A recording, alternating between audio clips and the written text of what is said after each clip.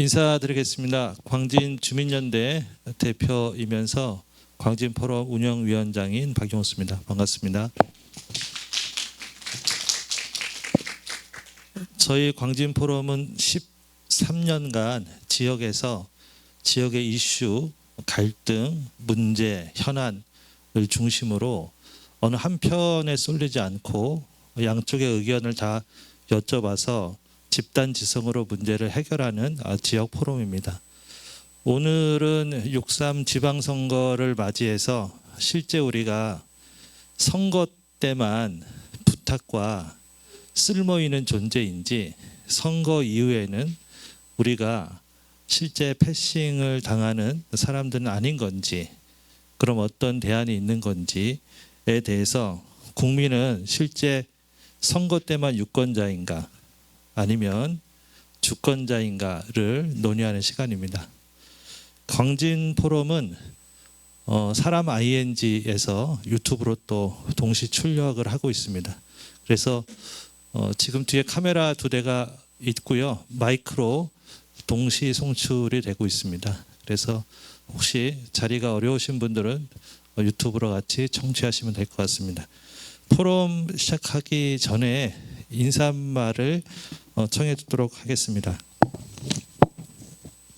오늘 포럼은 저희 광진 포럼하고 시민의회 전국 포럼이 함께 주최합니다. 그래서 시민의회 전국 포럼의 상임 대표께서 오셔서 인사를 해 주기로 하셨습니다. 김상준 대표님 박수로 청해 듣도록 하겠습니다.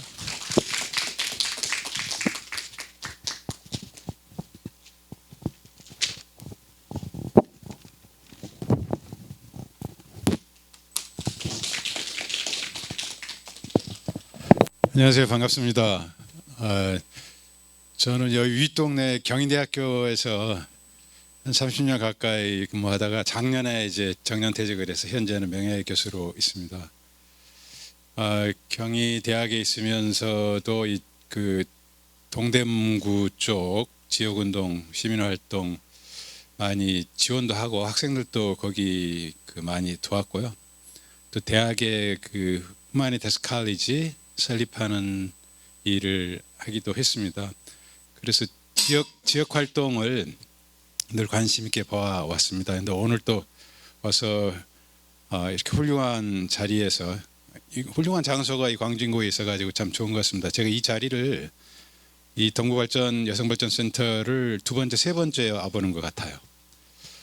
그리고 오늘 이 자리가 또 여러분이 참여해 주셨습니다만은 저희 정정화 교수님이 아주 좋은 책을 내셨고 이걸 축하하는 자리이기도 한데요. 정정화 교수님과 저는 이 시민의회 전국 포럼, 그러니까 지금 출간하신 책이 시민의회에 관한 책입니다. 이제 제목은 좀 멋지게 국민이 주인이라는 착각 이렇게 따님이 지었다고 자랑하시던데 근데 내용은 지금까지 이제 한국에도 시민의회를 소개하고 안내하고 또 논하는 책들이 꽤 나왔어요. 그동안에. 그렇지만은 제가 보기에는 지금까지 나오는 책 중에서는 제일 포괄적으로 잘 설명을 하고 있는 좋은 책입니다. 그러니까 사실 작년에도 저 이거 시민의회로 가는 길이라는 책 냈거든요. 근데 그보다 나아요. 그러니까 시민의회라고 하는 것을 알고 계신 분도 많을 텐데 시민의회라는 게 신통한 겁니다. 그러니까 지금 이 동네에서도 주민회의를 시민회의 방식으로 할 수 있다 이런 말도 있다 이제 하실 텐데 뭐 크게는 시민의회로 헌법을 바꾼 나라도 있고요. 세계적으로 그렇습니다. 아일랜드 같은 나라.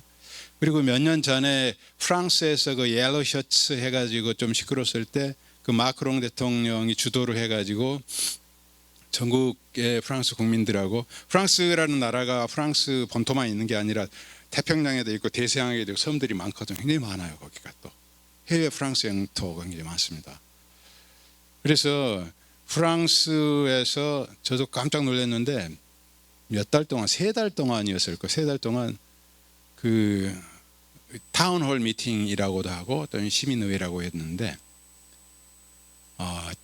공 하나 절대로 덧붙인 거 아닙니다. 10,000번을 하더라고요. 10,000번을 했습니다. 네. 프랑스 전국적으로. 대단하더라고요. 네. 야, 한국도 저런 거 한번 해봤으면 좋겠다. 하면 할 수 있을 텐데 이런 생각이 들었습니다.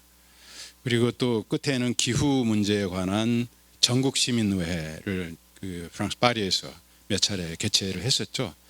그런 예들이고 한국 같은 경우도 여러분 잘 아시죠? 신거리 569기 제기 여부에 관한 그 공론화위원회를 했거든요. 사실은 그 방식이 일반 유권자들 속에서 인구 비례성을 그러니까 지역 연령 성 비례성을 정확하게 이렇게 대표할 수 있는 사람들을 추첨으로 뽑아서 그 시민들이 모여서 논의를 하게 되면은 우리가 합의에 이르기 어려울 걸로 보았던 원자력 문제도 그런 문제거든요.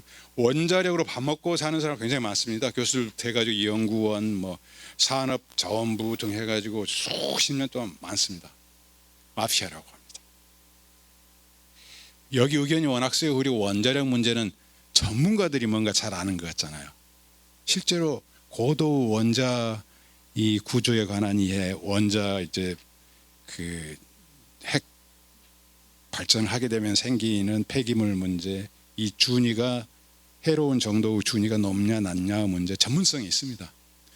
그래서 이 문제에 대해서는 어떻게 합의를 보기가 어려운 점들이 있었어요. 그런데 공론화위원회에서 시민들을 소집해 가지고 석 달 동안 4차례에 걸쳐서 모였고 마지막에는 2박 3일 동안 470명의 시민들이 모여가지고 그 집중적으로 그 수기를 했거든요. 이제 우리가 그걸 수기라고 이야기를 하게 됐습니다. 그때 이후로 충분히 서로 충분한 정보를 가지고 충분히 이야기를 한다라는 것이어서 그리고 굉장히 합리적인 그런 결론을 냈다라고 생각합니다. 그래서 한국에서도 이런 경우 이렇게 상당히 어렵거나 곤란한 문제로 보이는데도 시민들이 모여가지고 직접 전국에서 다 모인 거거든요. 또 하나 놀라운 것은 시민들이 그렇게 모여가지고 얼마나 전국에서 오는데 출석률이 얼마나 될까? 그런데 출석률이 98.7%인가 그랬어요. 믿기지 않을 정도로 높았습니다. 그렇게 우리 일반 시민들을 뽑아놓으면은 그 사람들이 무슨 관심이 있어서 착실하게 오겠어? 이런 생각들을 전부 무너뜨렸어요. 실제로 하면서. 그리고 그 뒤로 이제 한국에서 그런 형태의 수기 포럼이 굉장히 많이 있었고 민간 차원에서 그러니까 꼭 그때는 대통령이 직접 이야기를 소집을 했고 대통령이 이 결과를 내가 받아들이겠다 약속도 한 경우입니다. 그리고 정부 부서들에서도 많이 했지만 일반 시민 단체들에서 주도해서도 많이 했습니다. 뭐 근처에 뭐 성북구 같은 경우에도 한 적이 있어요. 제가 아는 서울시에도 구들이 있습니다. 여기 이제 구청장 출마하신 그 선생님들께서도 이제 구청장 되시면 꼭 한번 좋은 의제를 잡아가지고 광진구의 문제를 시민들이 바라는 문제를 잘 풀어주셨으면 하는 생각입니다. 이 동네에 또 저희 정종화 교수님이 학자로서도 탁월한 분이시지만 원래 교수가 되시기 전에는 또 직접 하실 말을 제가 하나 모르겠는데 언론계에서 한국일보 기자로 10몇 년을 또 하신 분이에요. 이런 분들이 보면 굉장히 이렇게 액티브합니다. 그리고 사회 문제를 보는 시각이 넓고 그러세요. 그래서 이번 책도 역사적으로나 사례들 굉장히 많이 넣고 제가 책 낸다고 그래서 맨 주문했는 게 그거였거든요. 사례 많이 넣으세요. 제발 많이 넣으세요. 그래서 재미있게 썼으니까 여러분들도 재미있게 잘 읽어주시려고 생각하고 이어진 토론에서도 이제 좋은 말씀 앞에서 해주시겠지만은 참석하신 여러분들도 궁금한 점 있으면 많이 말씀해 주시고요. 그리고 정 교수님 보니까 또 이 923동의 주민자치회장이시더라고요. 여기 35년 동안 또 주민이시고 그러니까 같은 동네 사람인 정 교수님을 더 깊이 아신다라고 생각하고 책만이 아니라 좋은 질문 많이 해주시면 감사하겠습니다. 감사합니다. 네, 감사합니다. 오늘 함께 하신 네 분 계십니다. 잠깐 소개해 드릴 때 잠깐만 자리에 인사하시면 될 것 같습니다. 광진마을의 김소연 운영위원님 오셨습니다. 네. 부끄러우신가 봐요. 네네. 광진시민사회 연석회의 마지연 대표님 오셨습니다. 네, 우리 조상훈 고문님 오셨습니다. 요번에 광진구청장 더불어민주당 예비 후보이십니다. 광진 참여 네트워크의 안순종 대표님 오셨습니다. 광진 노동복지센터 김준기 센터장님 오셨습니다. 사선고구 더불어민주당 시의원 후보 되신 거죠? 후보 김창현 후보님 오셨습니다. 사람ING 어정희 대표님 오셨습니다. 네, 우리 김창현 후보님은 제가 오래전부터 알고 있어서 알고 있는 관계로 마이크를 한번 드리도록 하겠습니다. 괜찮겠죠? 네네. 안 돼요? 안 돼. 그러면 일어서셔가지고 인사 한번 해주시죠.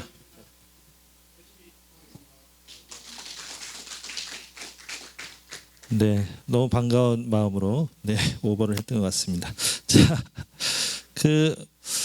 처음에 순서는 우리 정정화 교수님이 앞으로 나오셔가지고 책 소개를 10분 정도 하고 책 뒤편에 보면 이 책을 왜 썼는지에 절절한 소감도 있더라고요. 그걸 좀 들어보고자 했었는데 본인께서 말씀하시면 너무 지루하시다고, 그래서 다 올라와서 한 번에 좀 같이 이야기하자 이렇게 진행됐습니다. 그래서 책 내용이 조금 좀 재미없다고 할까요? 네.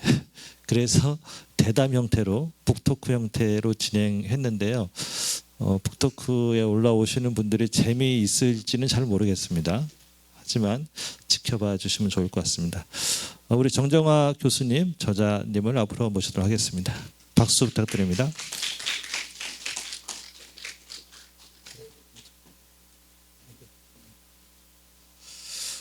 네, 다음 복지 국가 소사이어티 상임 이사님 윤호창 이사님 앞으로 모시겠습니다. 박수 부탁드립니다. 편하신데. 네, 성격이 나타나는 것 같습니다. 네, 다음 건국대학교 융합인재학교 김용훈 교수님 나오셨습니다. 네, 박수로 환영 부탁드립니다. 네, 편한데 앉으시기 바랍니다. 네, 반갑습니다. 네, 다음은 광진구 청년 네트워크 이찬호 위원장님 나오셨습니다. 박수로 부탁드립니다.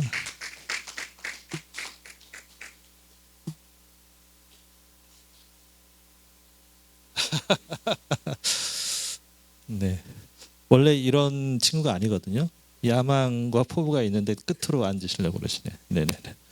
다음은 파티 사회적협동조합 황현숙 이사님 나오셨습니다. 네. 저희가 이 동부여성발전센터가 크잖아요. 그래서 마이크도 한 10개 있을 줄 알았는데 딱 4개만 주더라고요. 그래서 저희가 4개를 나눠 쓰도록 하겠습니다. 그리고 혹시 저희 대담할 때 플로어에서 편하게 끼어 드셔야 재밌을 것 같습니다. 여기 보시면 다들 조금 재미하고는 상관 있으시겠죠? 예, 플로어에서 적극적으로 개입을 하시면 좋을 것 같습니다. 자, 그러면 정정화 교수님 말씀으로 먼저 시작을 하도록 하겠습니다. 네.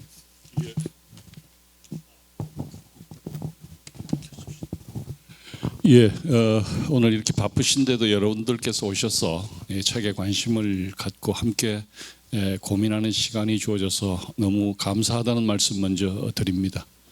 사회자께서 책을 쓰게 된 그 배경에 대해서 잠깐 언급을 좀 해주십사 했던 말씀을 따라서 간단하게 이 책을 쓰게 된 계기만 조금 말씀을 올릴까 합니다.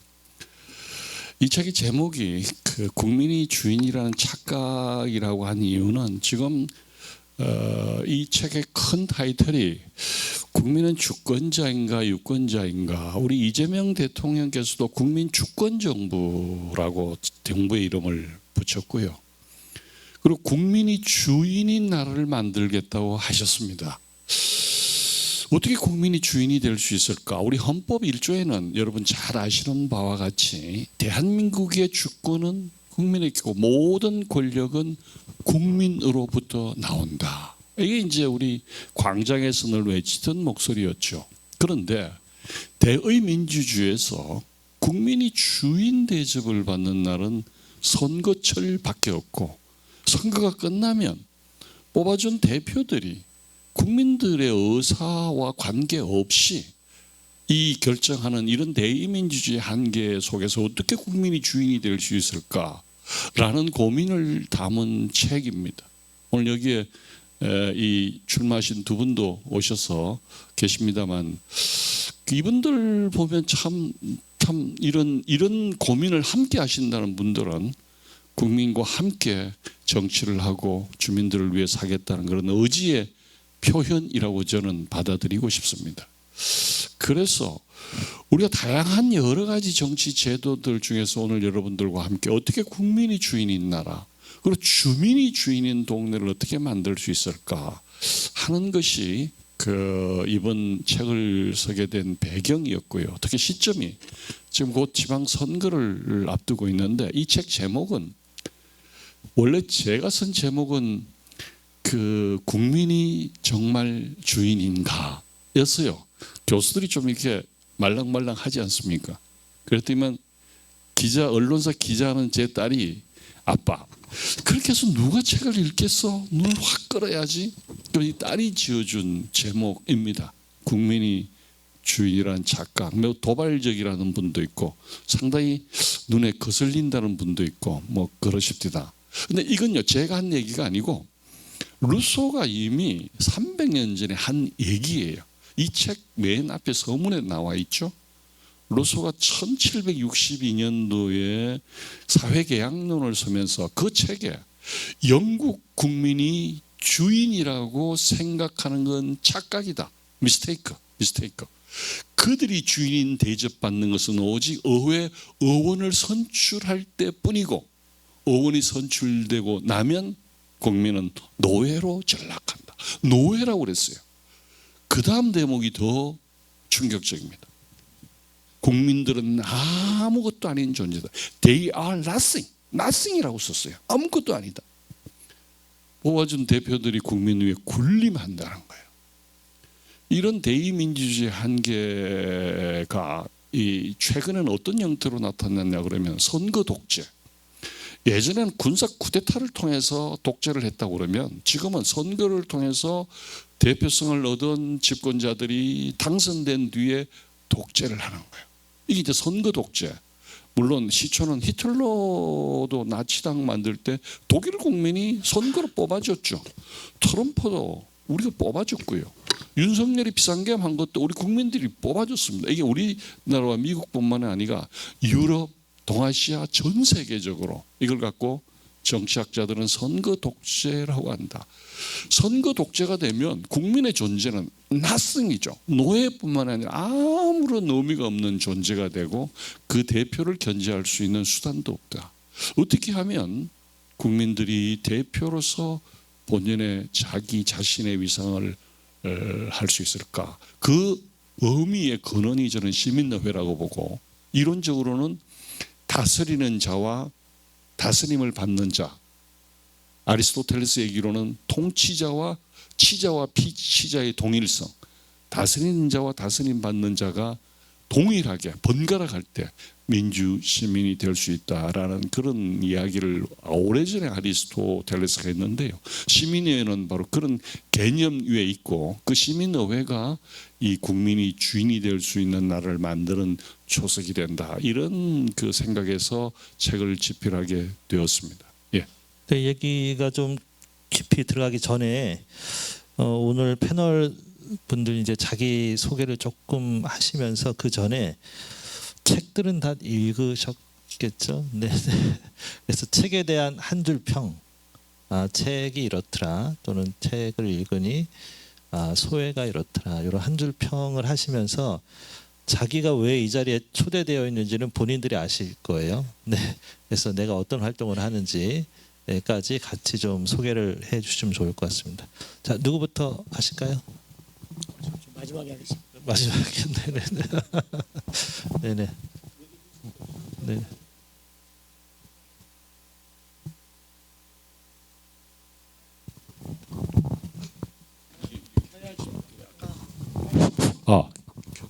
네, 들리시나요? 네, 반갑습니다. 사회자협동조합 파트의 황현숙이라고 합니다.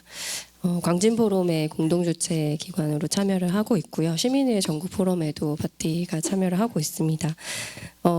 저희는 파티는 이제 시민들이 일상에서 자기 삶을 바꿀 수 있는 민주주의 삶을 어떻게 바꿀 것인가, 디지털 기술을 활용해서 어떻게 바꿀 것인가 이런 고민을 가지고 활동을 해오고 있습니다. 그래서 여러 가지 지금 여기 같이 공동주최하신 기관들에 참여를 한 것도 지금 이 시대에 시민이 자기의 일상의 주인이 되는 자기 삶을 결정하는 어떤 공간을 만든다고 하면 그것은 디지털 기술과 결합이 돼야 가능할 것이다 라고 저희는 생각을 하고 있습니다. 그래서 그런 것들이 아마 오늘 여기 초대해 주신 어떻게 지금 이 시대에 시민의회를 구현할 수 있을 것인가, 어떻게 일상적으로 시민들이 어떤 자기 문제를 결정하는 데 참여할 수 있게 할 것인가 이런 데 좀 같이 고민을 나누면 좋을 것 같아서 초대해 주신 게 아닐까라고 생각을 합니다. 사실 책이 좀 두껍습니다. 제가 앞부분부터 읽기 시작을 했는데 뒤부터 읽었어야 되는 것 같습니다.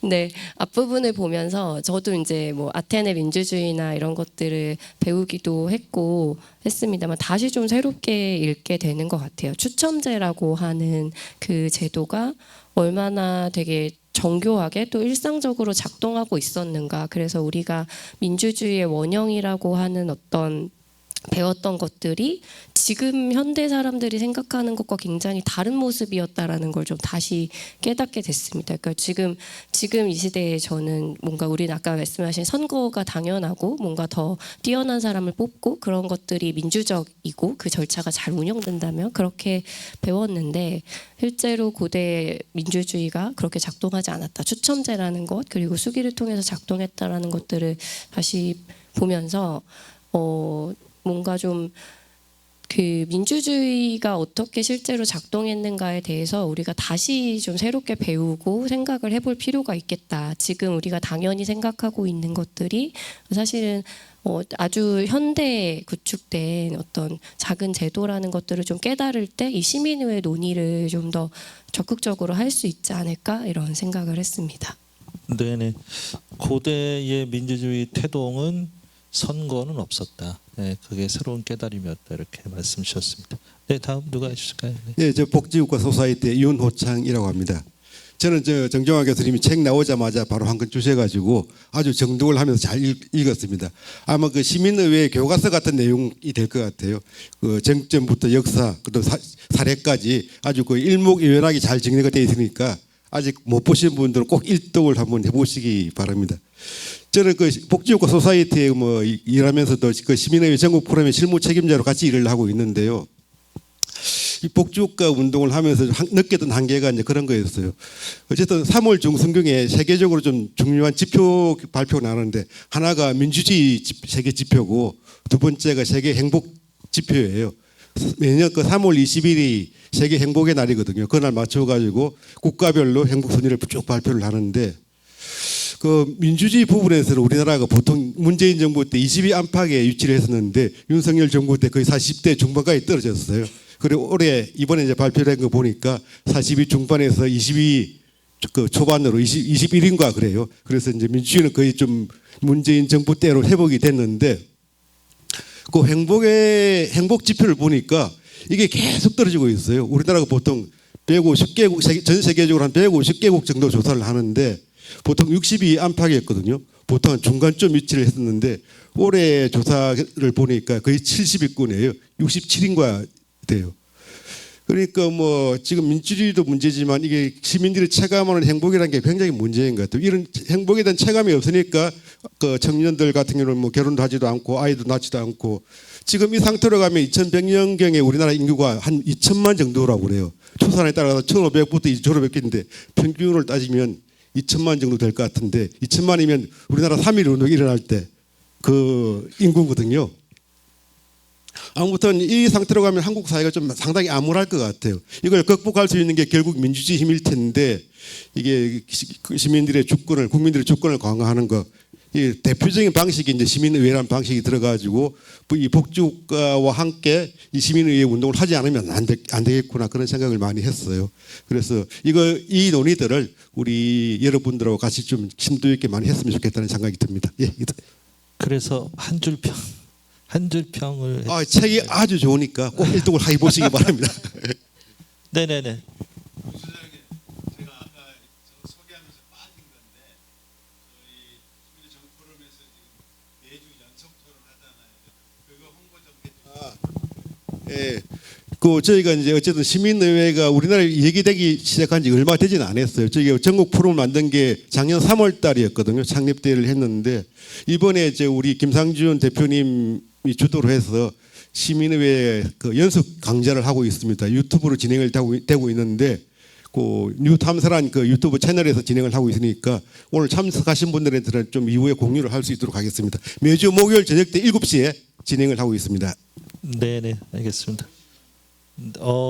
네네네 같이 했어도 좋았을 텐데 네네. 네 다음은 누가 네네. 네, 안녕하세요. 저는 광진구 청년 네트워크에서 위원장으로 활동하고 또 이제 광진구의 시민이 아니죠. 청년들의 권익을 대변하는 건 아니죠. 권익 신장을 위해서 활동하는 광진 청년회의 이찬호 대표라고 합니다.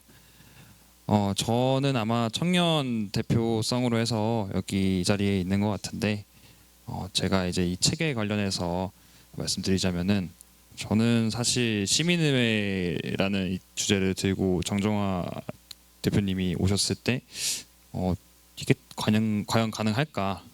왜냐하면 우리 민주주의 우리가 민주공화국이라고 하지만 결국 민주주의 선거를 통해서 선출했던 대통령이 국민을 대상으로 이제 그런 군사 행동을 하셨고 그래서 과연 이 시민들 저는 그래서 이제 민주주의에 대해서 뭔가 이게 최선의 그 제도인가라는 고민을 항상 하고 있던 찰나에 시민의회라고 해서 그러면 저 사람들 모든 사람들이 이제 그 의사결정에 참여할 수 있는 건가?라는 좀 오해를 했었던 것 같아요. 책을 이제 읽고 난 다음에는 이게 오래전 아테네에서부터 있어왔던 그런 정치 체제고 그리고 이 현재에도 어떻게 쓸 수 있는지에 대해서 자세하게 이제 나와 있어가지고 좀 더 신뢰를 할 수 있었던 것 같습니다. 그리고 요즘 또 이제 사실 민주주의라고 하고 우리가 그 선거제를 채택하고 있는데 청년 제가 더 말해도 되나요? 네. 청년에 대해서 대표를 하는 청년 의원들이 잘 없는 것 같아요. 지난이 아니죠. 아직 광진구 의회에 이제 14명의 의원 중에 4명이 청년 의원인데 딱히 청년들하고 대화도 안 하고 청년 당원들하고만 대화를 하고 이번에도 공천 받으신 청년 이제 가번 후보를 받으신 구의원 후보님들도 사실 저는 누군지 모르겠고 청년 활동을 제가 하고 있는데 그래서 뭐 대부분 이제 광진구만 말씀드린 건 아닌데 이제 부모님 백이나던가 아니면 당에서 좀 잘 활동하셔가지고 그래서 이제 공천을 받으신 분들이라서 과연 이분들이 당선이 되셨을 때 청년의 대표성에 뛸 수 있는가 그런 의문이 항상 들고 있던 찰나여가지고 이런 시민의회가 구성이 된다면은 그래도 인구 통계학적으로 이제 구성을 하기 때문에 좀 더 민주주의가 잘 실현될 수 있지 않나 하는 그런 생각을 하게 됐습니다. 네, 아무래도 직접 민주주의에 대한 한계 말씀하셨고 시민의회가 되겠다라는 신뢰를 준 책이다. 이렇게 생각하시는 것 같습니다. 네, 다음은 우리 김영훈 교수님. 안녕하세요. 먼저 이 자리에 초대해 주셔서 감사드리고 제가 오늘 강의를 좀 많이 하고 와서 목이 이렇게 상태가 좋지는 않습니다. 양해를 부탁드리고요. 다 읽고 오셨는데 저는 사실 지난주에 초대를 받아서 이 책을 읽지는 못했습니다. 못 읽은 사람도 한 사람쯤은 있어야지 대담이 좀 재밌어지지 않을까 싶고요. 다만 이제 저는 행정학, 지방자치학 이런 쪽 전공자라서 현재 다루고 있는 이 주제에 대해서는 우리 저자이신 정정하 교수님만큼은 아니지만 조금은 알고 있어서 오늘 사실은 이런 대담 자리에 이 청중이 기대하는 역할을 하면 재미없지 않습니까? 그래서 제가 이제 교수가 한 명이 껴 있으니까 우리 저자님도 교수시고 제가 그 비슷한 얘기를 하면은 재미가 없을 거기 때문에 저는 오늘 다큐보다는 예능 역할을 하기 위해서 모르는 사람 입장에서 좀 질문을 많이 드릴까 하고 사실은 온 측면도 있습니다. 왜냐하면 여러분도 요즘 그 아마 AI들 많이 쓰실 텐데요. AI 시대를 맞이해서 굉장히 중요한 역량이랄까 또는 또 수기의 수기에 있어 굉장히 중요한 것들이 좋은 질문을 하는 거라고 생각합니다. 그래서 저는 아마 그래도 이쪽 분야 조금 전공자이기 때문에 저보다 많이 하시는 교수님께 좀 질문을 좀 드리는 방식으로 대담을 해볼까 하고 이 자리에 나왔다는 점 말씀을 드리고요. 글쎄요, 한 줄 평이라고 하면은 아마 요청하실 것 같은데 요즘 경연대회가 많지 않습니까? 아마 이 시민의회가 우리 예선에도 오르지 못한 참가자들을 본선에 올리는 제도가 아닐까 싶습니다. 그래서 그냥 한 줄 평은 예선에서 본선으로 이렇게 하겠습니다. 네. 그리고 지금 예능 하신다고 그 혹시 여기 계신 분들이 아주 젊으신 분들은 안 계신 것 같은데 제 얼굴 보면 생각나는 사람이 없을까요? 네, 저를 보면 사람들이 다 조용필이 생각난다고 하던데, 네, 오늘 저 예능인한 사람 모셨다고 생각하시고, 네, 편안한 마음으로 봐주시면 좋을 것 같습니다. 감사합니다. 네, 약간 목소리도 조용필 필이 나. 노래는 더 비슷합니다. 네. 노래를 들어야 될 것 같은데. 네네네. 오늘 이제 아마 이색적인 질문을 주실 거로 기대합니다. 자, 그러면 좀 본격적으로 진행해 볼까요? 그 아마 이제 저도 이제 교수님 책을 주셔서 읽었어요. 아주 힘들게. 엄청 두껍더라고요. 그래서 죄송하지만 지긋지긋하게 읽었는데 끝까지 읽었습니다. 근데 뒤로 갈수록 점점 읽는 속도가 빨라지긴 하더라고요. 그러면서 가능성이 좀 보이네. 그래서 오늘 잘 준비할 수는 있겠다 이 정도로 전 나왔습니다. 네. 자, 이 책이 제가 볼 때는 현재 민주주의가 실패했다 이런 가정으로 시작하신 것 같아요. 그런데 여기에 대해서는 조금씩 의견이 좀 다를 수 있는 것 같아요. 민주주의는 실패하고 있는가에 대해서 일단 교수님 한번 먼저 좀 말씀 주시고 패널들 쭉 한번 말씀 주시고 색다른 질문 한번 해주시고 교수님은 정리 한번 해주신 걸로 민주주의는 실패하고 있는가에 대해서 질문 드립니다. 일단 교수님부터. 네. 저는 실패라는 표현보다는 민주주의는 끊임없이 진화한다. 민주주의 원형 버전이 고대 아테네에서의 민주주의를 원형 민주주의로 한다면 이 민주주의의 방식들이 굉장히 진화 발전하고 있다.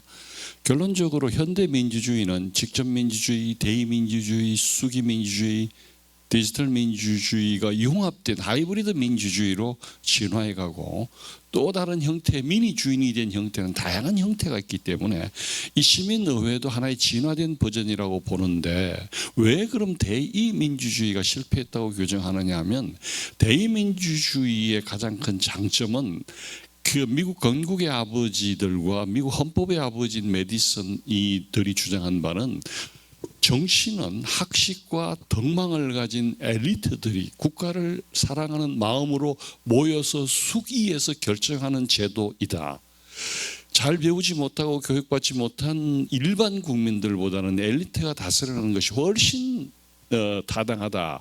그래서 엘리트를 뽑는 방법을 대표를 선거로 뽑은 것이 소위 미국식 민주주의가 지금까지 왔는데, 이 선거는 엘리트만 뽑게 되는 거예요. 그러다 보니까 엘리트들이 자기의 생각을 투영하는 겁니다. 국민들의 생각보다도.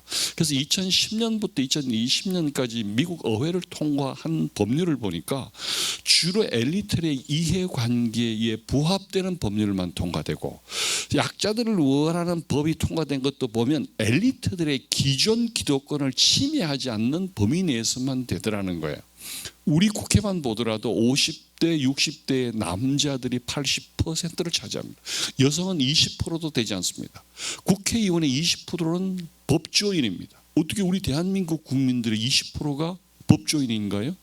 그러니까 소위 엘리트들 중심으로 수기 과정도 거치지 못하고, 특히 정당 정치의 폐해는 지금 우리 보시면 아시겠지만 우리 여야 수기 과정을 봐서 합의하는 과정을 보지를 못하고, 정당이라는 것이 다양한 이해관계를 조정하는데 이게 실패, 그다음에 숙의의 실패, 정치인들끼리 만나서 숙의 과정을 거쳐서 정말 국가를 위해서 바람직한 대안들을 제시하는 걸 하지 못하고 오직 권력 투쟁에만 몰두해 있는 이 대의제는 유통기한이 지났다. 그럼 어떻게 하면 숙의와 대표와 이런 기능을 회복할 수 있는 새로운 민주주의 버전이 뭘까? 저는 그래서 그 희망은 시민의회가 기존의 대의민주주의의 약점을 보완할 수 있다, 이렇게 보고 있습니다. 네, 민주주의는 실패하는 것이 아니라 진화하는데 그 중에 대의민주주의는 대체가 필요하다 또는 보완이 필요하다, 이런 말씀이신 것 같고요. 다른 분들 혹시 어떻게 생각하시나요? 그 우리나라 번역된 중에 아주 도발적인 책이 하나 있어요. 선거제는 민주적인가라는 그 두껍지 않은 책인데요. 그 우리가 이제 석 달 뒤에 선거를 앞두고 있지만 이 선거제라는 게 과연 민주적인가라는 생각을 한번 해볼 필요가 있을 것 같아요. 그냥 민주주의를 그 표현한 형태일 뿐인데 우리가 생각하는 민주주의는 곧 선거제로 다 인식을 하고 있잖아요. 그것 때문에 지금 우리나라의 민주주의 그게 좀 수준이 좀 높지는 않은 것 같습니다. 어쨌든 제가 이제 세계 지표에서 그 행복 순위하고 그 민주주의 지수가 이제 발달된 나라가 북유럽 5개국, 흔히 이제 북유럽 복지국가라는 나라 5개국 말하거든요. 스웨덴, 핀란드, 노르웨이, 아이슬란드, 덴마크를 이제 북유럽 5개국이라고 그러고, 그다음에 스위스가 이제 직접 민주주의가 발달되어 있는데 거기가 항상 민주주의 지수나 행복 지수에서 그 탑 10에 위치를 하고 있어요. 특히 이제 스위스 같은 경우는 1년에 뭐 국민 투표를 한 그 분기에 한 번씩 진행을 하고 있잖아요. 그렇게 이제 국민이 직접 그 권한을 행사하기 때문에 굉장히 사회가 안정적이고 통합적으로 운영이 되는 것 같아요. 그런데 이제 뭐 미국이라든지 우리나라 같은 경우는 민주주의가 곧 이제 선거제로 인식을 하기 때문에 상당히 사회 자체가 이제 분열적이고 뭐 여러 가지 갈등들이 많이 있는 것 같은데, 여기서 이제 뭐 국민 주권이 좀 더 강화되고 시민의회 같은 제도를 도입한다고 그러면 사회가 굉장히 통합적이고 안정적으로 운영이 될 거라는 생각이 들어요. 너무 그게 취약한 거죠. 네, 아마 사람을 뽑는 선거는 민주주의의 다가 아니다. 그래서 스위스 같은 경우에는 국민 투표를 통해서 헌법도 바꾸고 여러 가지 의사결정 하고 있기 때문에 행복한 요인이 아니겠냐, 이렇게 말씀하셨습니다. 네, 다른 분 혹시? 질문이 생각보다 오늘 어려운데요. 사전에 질문을 안 주셨습니다, 저희한테. 그래서 현대민주주의가 특히 한국에서 실패했느냐라고 하면 저는 실패했다고 단정하긴 어려운 것 같습니다. 저는 이제 좀 어쨌든 계엄을 극복하고 지금 이렇게 가고 있는 상황들을 볼 때, 위기 상황에서 국민들이 그 문제 해결을 하고 참여하는 것들을 볼 때는 분명히 저력이 있고 그것이 한국 민주주의의 성과라고 생각을 합니다. 일상적으로 작동하는 제도들도 물론 이제 저는 좀 저희가 사실 기준이 높다고 생각해요. 왜냐하면 제가 뭐 동남아나 다른 어떤 국가들의 사람들하고 만나면 이 기준이 아예 다릅니다. 정보 공개의 투명성이라든지 선거의 운영이라든지 전 세계적으로 보면 이제 사실 한국이 꽤 발달된 제도와 안정적인 어떤 제도들을 가지고 있는데, 그럼에도 불구하고 이런 사회에서 계엄이 일어날 수 있다라는 것, 또는 시민들이 그런 위기 상황에선 대응 대응하지만 일상에서는 사실은 저는 정치 참여에 굉장히 적극적이진 않다고 봅니다. 모두가 관심은 굉장히 높은데요. 네, 사실 정치 모르는 사람이 없잖아요. 말도 되게 많이 하고 욕도 되게 많이 하고 그런데 긍정적으로 거기에 참여하는 어떤 경로나 기회가 굉장히 적다라는 측면에서는 분명히 개선될 필요가 있고 그런 점에서 시민의회 같은 아이디어들이 좀 의미가 있는 것 아닌가라고 생각을 합니다. 네, 언젠가 질문할 수 있는 시간을 드리겠습니다. 저희가 따로 질문지를 안 드렸던 것은 제가 일단 준비도 안 됐고 그리고 여기 나오신 분들이 다 시민의회에는 찬성하는 입장이라서 비슷한 얘기가 나올 것 같아서 이렇게 여쭤보죠. 네네네. 우리 네. 민주주의는 실패하고 있는가? 청년 입장에서 어떠세요? 저는 이제 제가 투표를 처음 했던 게 그 박근혜 대통령 탄핵 이후였던 걸로 기억하거든요. 아니지 국회의원 선거 먼저였구나. 어쨌든 그때쯤부터 시작을 했는데 그때 이제 문재인 정부 들어서면서 저는 그때부터만 이제 정치를 경험했다고 말씀드리자면은 제가 봐온 정치는 대부분 이제 팬덤 정치입니다. 네, 이제 특정 이제 대통령 후보군에 포함되시는 분들의 의견을 무조건적으로 따라가고 이제 뭐 비하하는 표현도 있지만 그런 이제 어떤 자기가 지지하는 후보 하는 말은 다 맞고 그리고 솔직히 말씀드리면 저는 거대 양당이 하는 정책이 뭐가 다른지를 잘 모르겠습니다. 예. 그러니까 저도 모르겠지만 이거를 당장 그 당의 지지자한테 물어봐도 어떻게 다른지에 대해서 예를 들어서 뭐 국민의힘의 정책을 가지고 이제 다른 정당의 지지자한테 이거 이 정당의 공약이에요라고 하면은 그냥 좋다고 할 겁니다.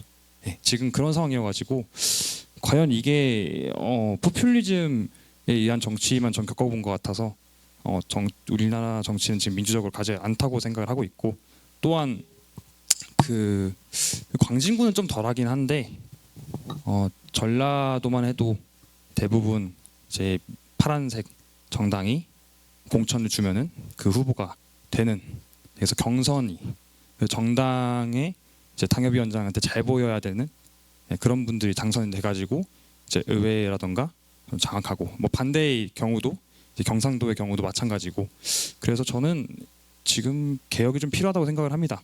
예. 언제까지 양당제로서 과연 이게 국민과 주민들의 의견을 대변하는지에 대해서 항상 의문이 있습니다. 네, 실패하고 있다고 보시는 쪽이고 팬덤 정치다. 민주주의가 아니라 인기인 투표 또는 엘리트 투표고 그 투표로 인해서 많은 부분 획일적인 정치 또는 경쟁적 정치가 이루어지고 있다. 이렇게 실패하고 있다는 모습을 말씀하셨습니다. 네, 우리 교수님 혹시 질문 또는 네 말씀 주시죠.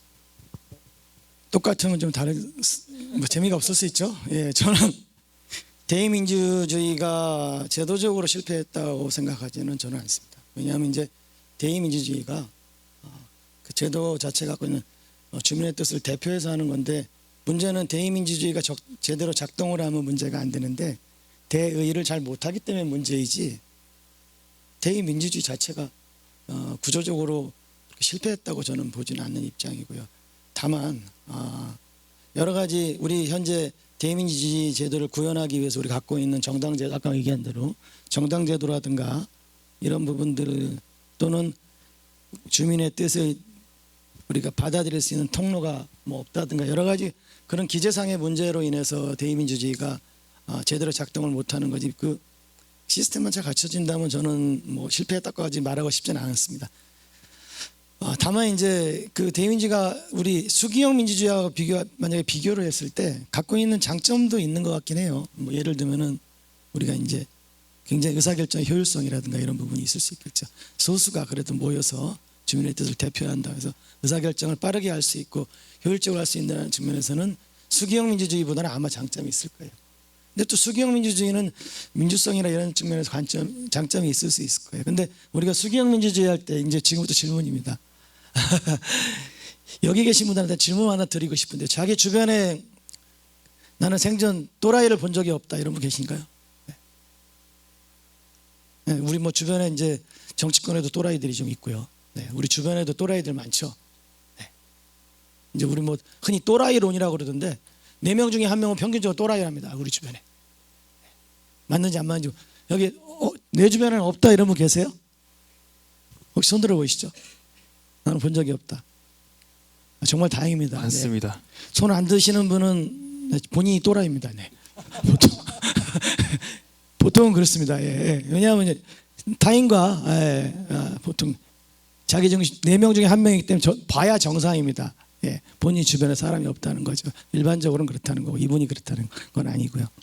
제가 이제 갑자기 또라이 얘기를 왜 하냐면은 수기형 민주주의가 갖고 있는 약간 어려운 점이라고 이제 극복해야 될 점이 첫 번째 이제 정보 문제가 있다고 얘기를 흔히 하고요. 이제 수기에 참여하시는 분들이 정보 격차 내지는 뭐 정보 비대칭 문제 이런 분들 문제 이거는 아마 충분히 해결할 수 있는 문제라고 생각이 되는데 제가 이제 걱정하는 부분이 이제 다수의 아무래도 소수의 대표자들이 아닌 다수의 국민들이 참여했을 때에 아까 우리 대표님께서 말씀하셨는데 생각 외로 합의가 잘 되더라 말씀하셨는데 아마 첨예한 문제로 가게 되면은 특히 그 안에 또라이들도 있고 이러면은 이제 아마 지지부진한 과정이 진행되고 이럴 수 있을 것 같다는 생각이 좀 들더라고요.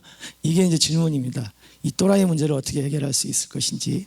예. 아마 굉장히 비효율적인 기재라고 생각하시는 분 분명히 있을 거거든요. 네, 정리하면 그 대의민주주의의 실패를 정유화 이제 저자님은 작가님 말씀하셨는데 실제 이제 대의민주주의의 실패보다는 작동의 문제다 이렇게 반론하셨고 오히려 이제 시민의회가 수기로 진행되는 거거든요. 그래서 조금 앞서서 좀 시민의회가 무엇인지가 조금 얘기되기 전에 좀 질문이 들어왔지만 수기민주주의는 정말 잘 작동할 수 있을까 이런 질문입니다. 그래서 우리 교수님 대의민주주의에 대한 이야기 좀 정리하시면서 수기민주주의에 대한 이야기도 같이 정리해 주시면 좋을 것 같습니다. 예, 제가 대의민주주의를 실패라고 그러면 규정했으면 대의민주를 폐기하고 그러면 시민의회 추첨제로 완전히 전환할 것인가? 전혀 그렇지 않습니다. 시민의회가 할 수 있는 분야가 있고 대의제가 잘 할 수 있는 분야가 있습니다. 이 둘은 보완과 견제의 관계입니다. 예컨대 대의민주주의가 잘 하지 못한 것 이번에 여러분 우리 그 국회에서 발의된 헌법 여야가 합의할 수 있고 국민들이 합의할 수 있는 게 딱 3가지밖에 없어요. 헌법 전문에 부망항쟁 5.18 넣는 거 계엄에 대한 국회 사후 통제권 그리고 지방분권 지방자치 균형 발전하는 것 이외에 이게 바뀐다고 해가지고 우리 삶이 바뀌나요? 우리 지금 국민들은 기본권에 대해서 헌법에서 40년 동안 강산이 바뀌도록 바꿔야 될 헌법이 너무 많아요. 평등도요. 양성평등이 아니라 이제는 성평등이에요. 행복권도 완전히 다르고요. 동물은 제가 여기 이런 말씀 드리면 죄송합니다만 저희가 어릴 때는요. 고기는 보신용으로 식용으로밖에 생각을 안 했어요. 그러다가 어느 날 이것이 애완견이 됐어요. 애완견이 지금 반려견이 됐고요. 이제는 한 가족이 됐어요. 그러니까 이 얘기는 그만큼 사회가 급격하게 바뀌었다는 거예요. 가족의 개념도 바뀌뿐만 아니고 지금 우리 사회에 차별 금지를 둘러싼 논쟁 갈등이 있는데요.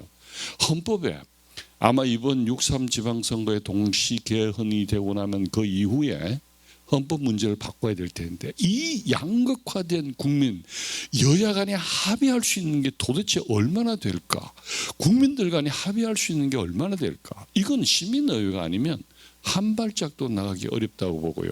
특히 지금 국회에 맡겨서 안 되는 게 선거제도 개혁. 개혁하라고 그렇게 맡겼는데 못하잖아요. 정치개혁 못해요.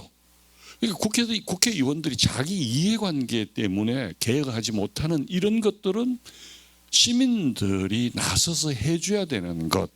그다음 기후 문제, 존엄사 이런 사회적으로 아주 윤리적으로 논쟁이 되는 것 하는데 이 시민의회는 시간과 비용이 너무 많이 들기 때문에 대의제가 효율적으로 해야 될 결정이 너무 많아요. 시민의회는 대개 아무리 짧아도 3개월, 길면 1년.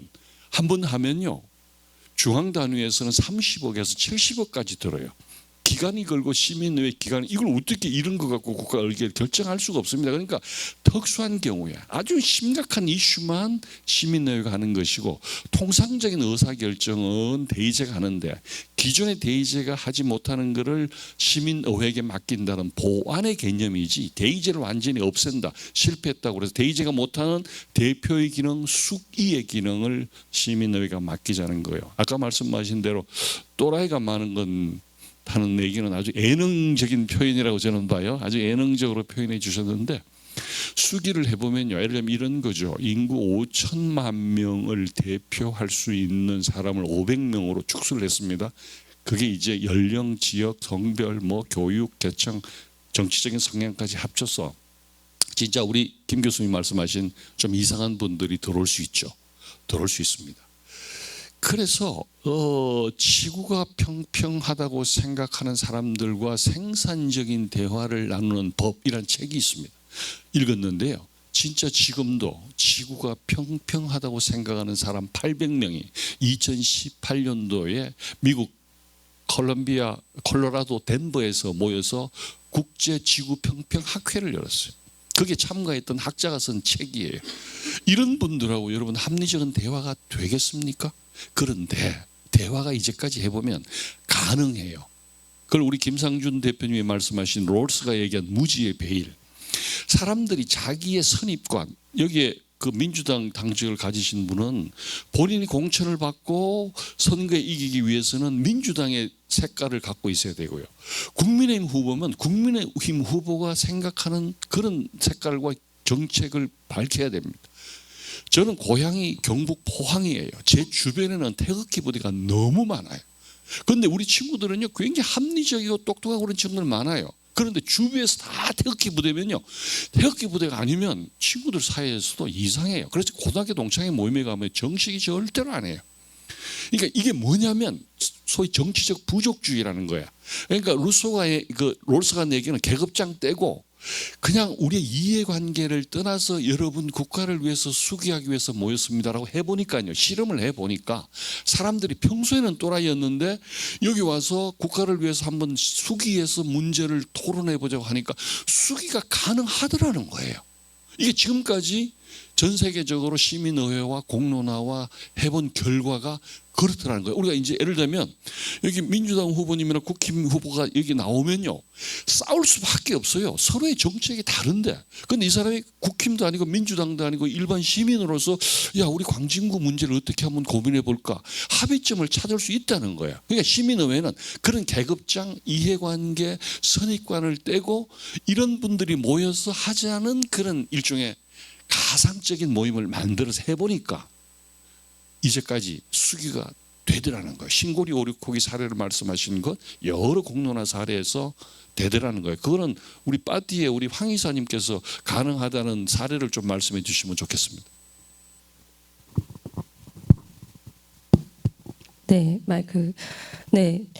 저도 공감하면서 들었고요. 말씀하신 대로 사실 예를 들면 소위 악성 민원인들, 욕설과 자기 요구만 얘기하는 분들도 공론장이라고 하는 좀 공개되고 시민으로서 참여하는 자리에 오시면 언어가 바뀐다라는 걸 저희가 경험을 한 적도 있습니다. 같이 대화를 하다 보면 내가 1대1로 예를 들면 공무원한테 어떤 민원을 제기할 때와 100명이 같이 모인 자리에서 내가 그 중에 한 명이 구성원이고 이 사람들하고 같이 뭔가 결정을 해야 된다라는 그런 상황이 바뀌게 되면 그런 분들도 언어를 바꾸시더라고요. 그러니까 자기의 이해를 공적 언어로 설명하는 그런 어떤 시민으로서의 성장, 바뀌는 경험들을 보는 사례들이 있고요.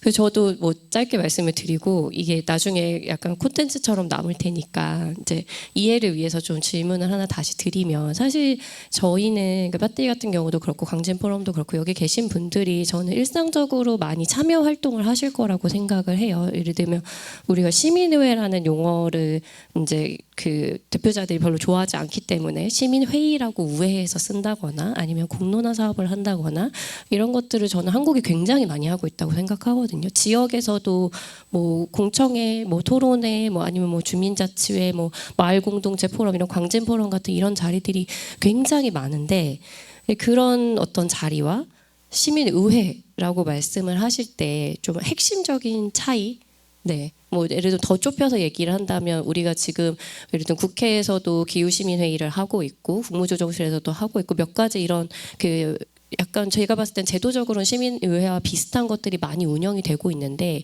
그런 것들은 좀 같은 것인지 다른 것인지 이후에 대해 더 좀 논의를 구체화하기 위해서 한번 설명을 해주시면 좋겠습니다. 같이 엮어서 하나 더 같이 질문할까요?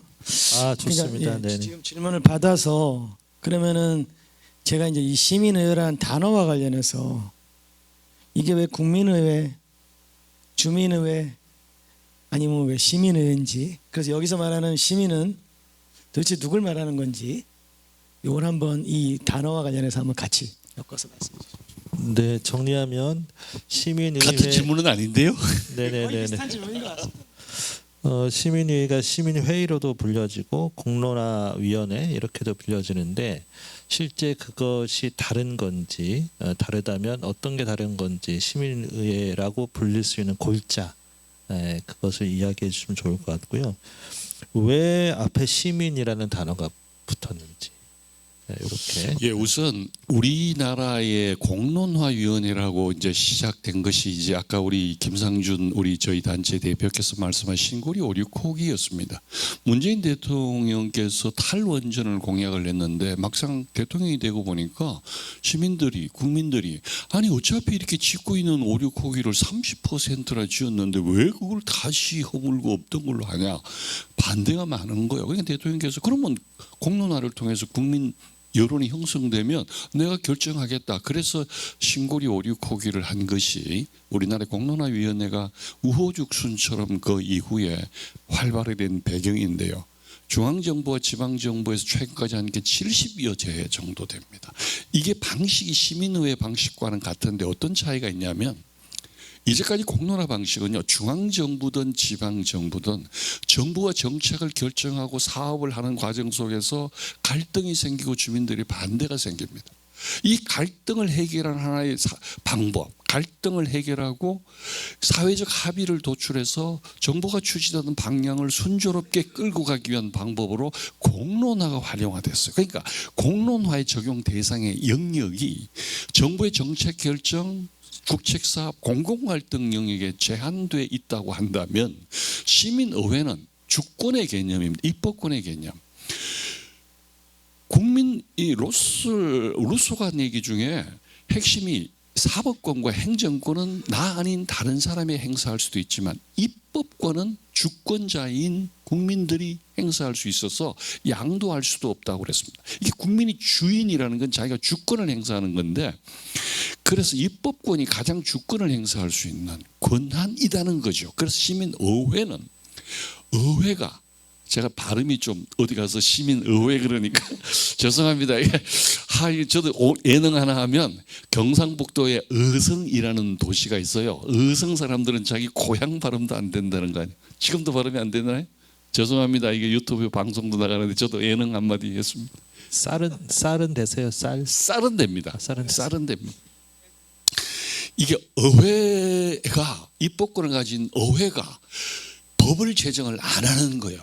그러면 공공 갈등의 영역을 하기 위해서 이제까지 공론화를 했다면 의회가 법을 제정하지 않고 국민들이 원을 하지 않으면 국민들이 직접 법을 제정할 수 있는 소위 직접 입법과 같은 형태는 아니지만 의회를 만들어서 거기서 제시를 하면 그런 측면에서 영역과 기능이 좀 더 확대된 형태다. 그러니까 공론화의 버전이 업그레이드된 형태라고 보시면 되고요. 그 기존의 공론화 방식에서 대표를 선발하는 방식은 공론조사의 방식과 거의 동의를 합니다. 다만 적용 영역이 이제까지 공공갈등 영역의 행정부였다면 입법부, 국회, 지방의회. 지방의회도 주민들이 조례를 만들어 달라고 청구는 할 수 있지만 어떤 조례를 만들 수 있는 권한은 없습니다.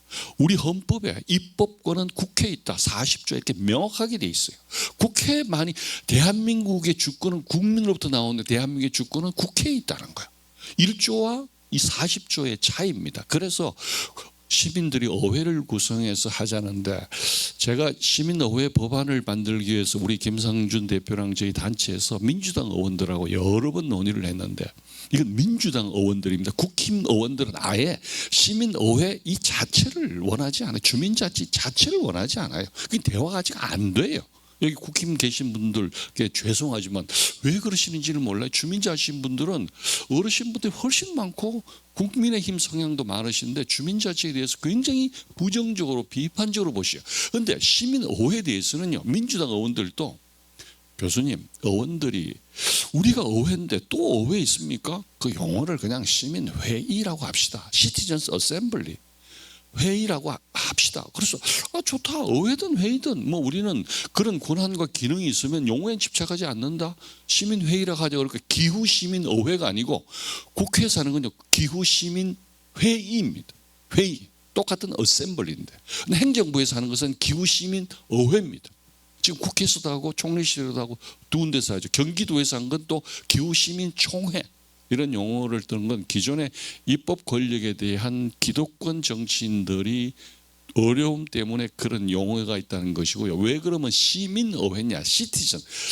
사실은 국민이라는 국민주권이라는 용어는 사실은 국민국가가 형성된 당시의 개념이어서 지금은 국민국가보다도 지금 글로벌 시대에 그 시민주권이라는 개념, 시민이면 누구나가 향유해야 될 개념으로서 시민주권 이렇게 얘기를 하고요. 그러면 왜 시민이고 주민이냐? 사람들에서 조금 그 관점의 차이는 있는데요. 저는 개인적으로 국가 단위에서 그리고 광역 단위, 기초 단위에서 기존의 국회, 지방의회를 견지하고 보완하는 형태의 의회는 시민의회라고 하고 읍면동 단위에는 지금 주민자치회가 있습니다. 이 주민자치회도 일정 부분은 추첨으로 뽑는데 주민자치회는 주민의회라고 하자. 그래서 제가 저희 구의 3동의 주민자치 회장으로 있습니다만 앞으로 주민자치회를 주민의회로 해서 주민들이 그 동에서 의결권을 행사할 수 있는 그런 그 기능을 간다고 그랬을 때 시민의회와 좀 다른 차원에서의 개념을 주민의회라고 이렇게 용어를 좀 했는데요. 그러니까 시민의회와 주민의회와 이런 용어에 있어서는 그 공간의 개념 또는 국민이라는 개념보다는 보편적인 개념으로서 시민, 그래서 시민의회를 선다는 것이고 그 주민의회라는 것은 저는 읍면동 단위의 시민의회는 주민의회라고 해서 좀 차별을 두자. 기존에 우리 주민자치회가 있으니까 그런 측면에서 저는 개념의 구분을 좀 하고 있습니다. 예.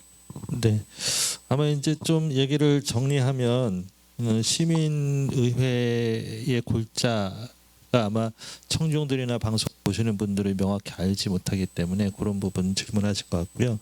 앞에 나온 부분이 이제 시민의회는 추첨이죠.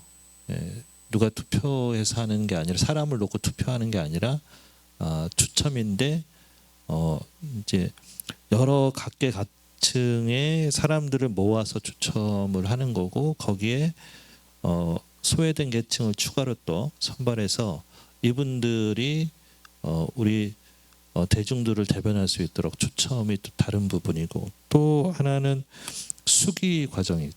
추첨된 사람들이 그냥 막 뭐 1번이다 2번이다 이렇게 선택하는 게 아니라 3개월에서 1년, 2년까지도 수기해서 결론을 내는 것이고 또 가장 큰 차이점은 우리 저자께서 말씀하신 입법 결정력 또는 정치 결정력을 높이는 과정이 또 하나 있다. 그래서 이 세 가지 정도가 다른 것하고 좀 다른 거 아닌가 싶습니다. 저는 이제 그렇게 읽혔는데요. 혹시 시민의회에 대해서 장점 또는 단점에 대해서 패널들 조금 이야기해 주시면 좋을 것 같습니다.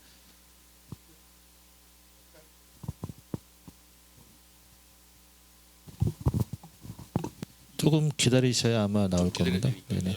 대표 젖는 거. 만약에 그 시민들의 민의가 정치에 바로 반영이 된다고 그러면 이런 시민의회 같은 거 골치 아프게 얘기할 필요가 없을 것 같아요. 어쨌든 뭐 민주주의 지수나 행복 지수가 높은 뭐 북유럽이나 스위스 같은 경우에 이 정치 그 시민들의 그 민의가 바로 정치에 반영이 되니까 이런 시민의회 하자는 요구가 별로 가거지 않거든요.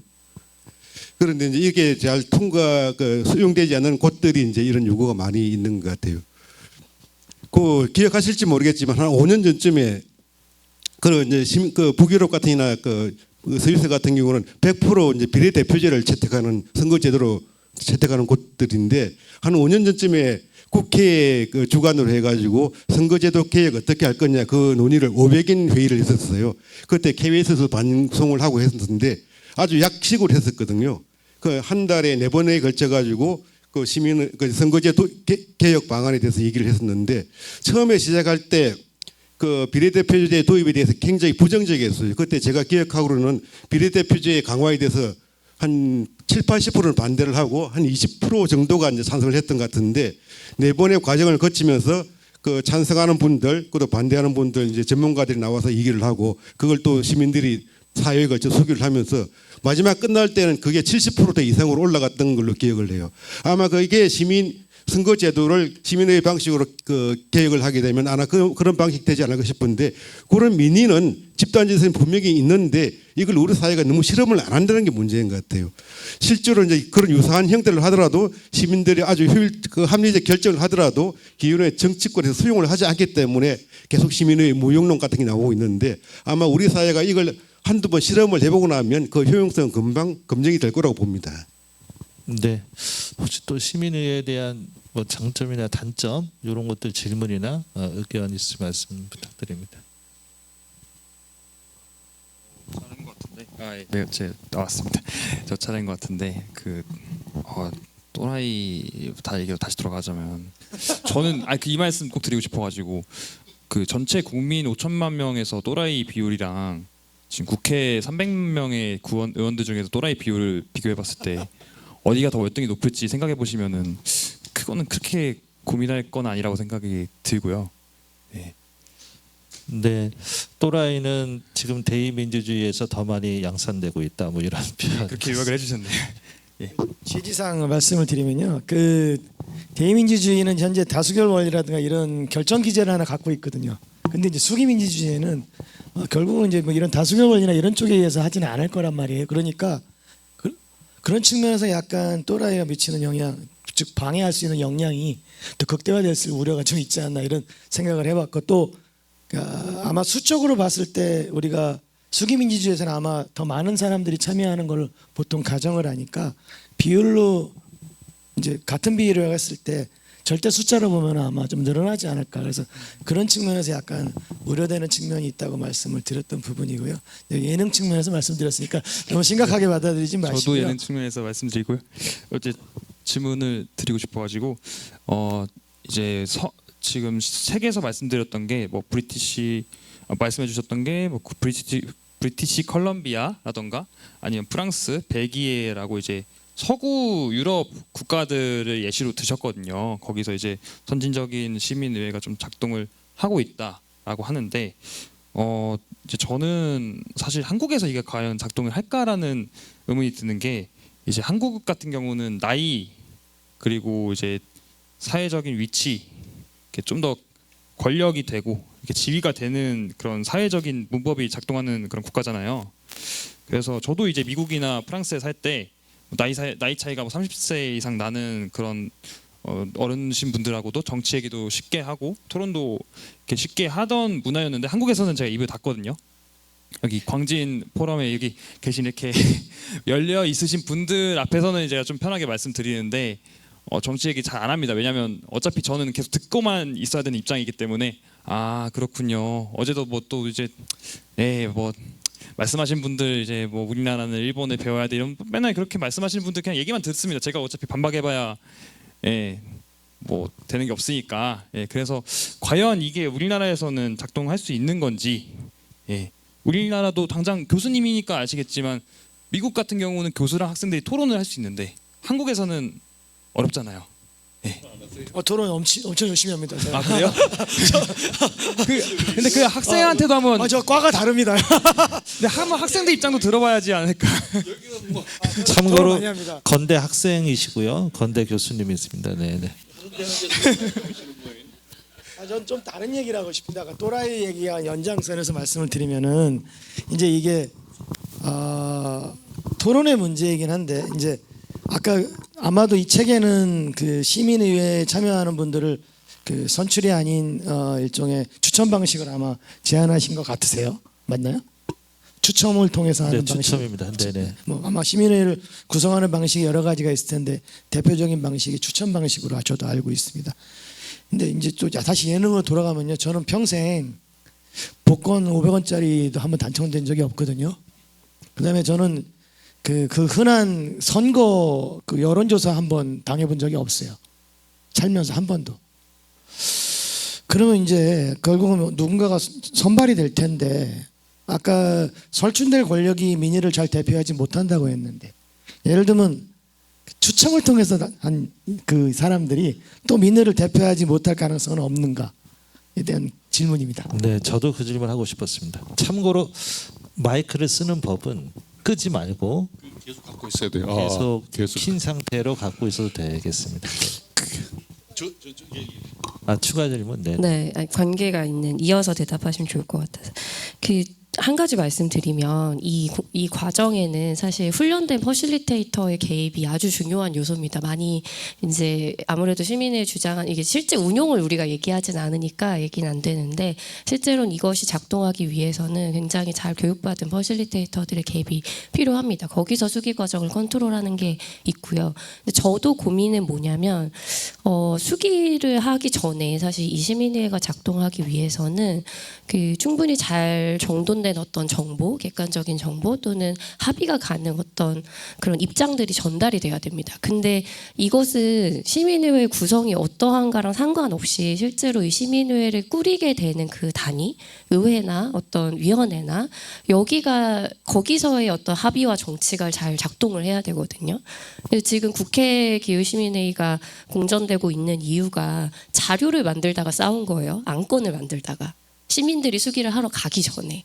그래서 시민회가 들어온다고 하더라도 그러니까 이런 기본적으로 어떤 이 운영을 잡는 이 단계에서의 어떤 그 정치나 소통의 문제가 개선이 되지 않으면 이게 잘 작동하지 않을 것이라는 걱정이 실제로 이제 벌어지고 있는 거고 우려가. 그래서 그게 하나 저도 교수님 좀 지혜를 구하고 싶은 부분이 하나 있고요. 다른 하나는 추첨에 대한 것인데 이게 보통 이제 무작위 충하 추출이라고 하는 뽑기를 합니다. 명단을 구하고 뽑기를 하는데 그보다 제가 요즘 고민하는 건 뭐냐면 되게 조심스러운 얘기인데 한국이 이미 고령화 사회가 됐습니다. 그래서 60대 인구 이상의 비율이 30%가 넘습니다. 그래서 지금 인구 구성 그대로 연령, 성별, 지역 이렇게 배정을 하면 기존의 체제에 익숙한 사람들이 훨씬 더 많이 들어가게 돼 있습니다. 아무래도 상대적으로요. 그렇기 때문에 이게 그러니까 기후뿐만이 아니라 앞으로 시민의회가 어떤 새로운 제도를 만들기 위한 변화를 만들기 위한 것이라고 할 때 이 부분을 어떻게 반영하고 고려할 수 있는 것인가 아주 좀 한국에서 실제로 이게 작동하기 위해서 우리가 고려할 부분으로 이걸 어떻게 해야 될까 좀 저 궁금함이 있습니다. 네, 정리 안 하시면 제가 네. 헷갈릴 것 같으니까 바로 네네. 답변할게요. 우선 오늘 우리 청년위원장이 말씀하신 그 얘기는 일상 공간에서는 대화가 잘 안 되죠. 뭐 저러면 애가 뭐하러 학생이 대화가 안 되죠. 수업 시간에도 학생들 교수하고 뭐 이렇게 일상적인 공간에서는 안 되는데 이 시민의회에서 수기는요 일상적인 공간이 아니고 조작된 공간이에요. 아까 얘기한 퍼실리테이터가 있어서 가지고 나이 성별 이렇게 10명쯤 모이면 선생님 이제 얘기 그만하시고 그만하세요. 또 됐습니다. 그만 이렇게 조정을 합니다. 그걸 퍼실리테이터라고 그래요. 이런 한 500명 정도 모인다 하더라도 되게 10명 정도 소그룹으로 들어가서 이런 조용한 공간에서 사회자가 아까 얘기하시잖아요. 한번 질문하시죠. 이분입니다. 그만하세요. 선생님 높이시면 안 됩니다. 우리는 번갈아 가면서 대화의 규칙을 주는 거예요. 그러니까 이게 일상적인 공간에서 정치 토론하면 경쾌하게 싸우잖아요. 그런 측면에서 통제된 공간에서 수기할 수 있는 그런 퍼실리테이터의 유도하에 하기 때문에 아까 얘기한 대로 젊은 애는 덮고만 있어 이게 안 되는 거예요. NOV는 똑같이 발언하게 해준다는 측면에서 문제를 해결할 수 있고요. 일상적인 공간에서 대화 공간이 아니라 그래서 피시킨이라는 교수는 안전한 공적 공간이라고 그래요. 이 공간에 들어오면 국회의원이 국회에서 발언을 면책 특권 주는 것처럼 안전하게 내가 어떤 얘기를 하더라도 비난받지 않고 할 수 있는 그런 안전한 공적 공간이 조성되어야만 수기가 된다는 거예요. 그 역할을 할 수 있는 전문가들을 양성하는 과정이 퍼실리테이터 과정 이렇게 해서 하고 있고 우리 황현숙 이사님도 그런 걸 진행해서 아까 말씀드렸고요. 아까 얘기한 인구 대표성을 그렇게 하면 특정 지금 연령 분포가 있는데 캐나다에서는 어떻게 하냐면 원주민에 대한 정책을 어떻게 할 거냐. 인구를 해보니까 원주민은 1%밖에 안 돼. 그럼 전체가 모였는데 1% 만나가지고 대표 중에 100명을 모았더니 원주민은 1명이야. 1명이서 인구 비례로 해가지고 하는데 그 사람이 원주민의 입장을 대변할 수 있겠습니까? 프랑스에서 기후 위기를 하는데 이건 다 아까 얘기한 대로 아재들 말고 청년들의 미래를 대변해야 되는데 청년들의 숫자가 너무 적어. 그래서 기계적으로 인구 통계학적인데 그대로 샘플링하지 않고 가중을 둡니다. 원주민의 숫자를 훨씬 더 가중을 두고 청년들의 숫자를 더 가중을 두고 이렇게 그것이 그 담론 대표성이라고 해요. 시민회를 하는 대표성의 개념이 우리 국회는 엘리트들을 뽑잖아요. 그럼 시민의회는 무슨 대표성이 있는데 너희들은 담론 대표성. 그러니까 각자의 아까 얘기한 국회 50대 60대 남성이 장악하고 엘리트 스카이 출신의 변호사 교수 의사 이런 사람들이 있는 데는 담론이 기득권의 이해관계를 관철시킬 수밖에 없어서 담론적 대표성이 취약하지만 골고루 많은 사람들의 다양한 의견이 들어올 수 있도록 담론적 대표성을 한다는 거. 아까 얘기한 원주민 청수 청년들 그들이 이야기를 할 수 있는 대표성을 만들고 그다음에 인구 통계학적 대표성 이 두 대표성이 엘리트들만 뽑는 선거로 뽑는 대의제보다는 훨씬 대표성이 있다. 그래서 시민의회 너희들 선거로 뽑히지 않았는데 뭔 대표성이 있느냐 말씀드린 인구 통계학적 담론적 대표성이 꼭 우리는 민주주의의 꽃은 선거다라는 데 너무 익숙해 있어요. 민주주의의 꽃은 선거가 아니고 인구 통계학적 대표성, 담론적 대표성으로 다양한 사람들의 의견을 수렴해야 되는데 그걸 기존의 대의제가 못하는 게 해서 한다는 거 말씀드리고 아까 얘기한 우리 박영선 대표님이 말씀하신 게 이게 소위 찻잔 속의 태풍 그들만의 잔치 500명을 뽑아놓으니 자기들은 신났죠. 뭐 결정하는 거 신고리 오류고기를 내가 결정하니까 얼마나 신났어요. 정말 수기해요. 수당도 줘요. 외국에서는 하루 가면 보통 100불, 150불 우리도 그 정도 줘요. 주말에 하고 좋은 공간에서 항공료 수당 다 지급해요. 그냥 공짜로 가는 게 아니에요. 밥 먹고 대접 다 하는 거예요. 주말에 그걸 가는 거죠. 그 어떤 사람은요 수당 받기 위해서 오는 사람도 있어요. 물론 그게 선택을 하는데 자 그러면 그들만이 논의한 게 내가 결정을 어떻게 받아들여? 국회의원은 내가 뽑았어. 구청장은 내가 뽑았어. 시의원 내가 뽑았어. 내가 뽑으니까 그 뽑은 시의회에서 결정하는 거 구의에서 결정하는 거 내가 받아들일 수 있어. 근데 저 사람도 내가 뽑지도 않았는데 저 사람들이 결정한 걸 내가 왜 따라야 돼?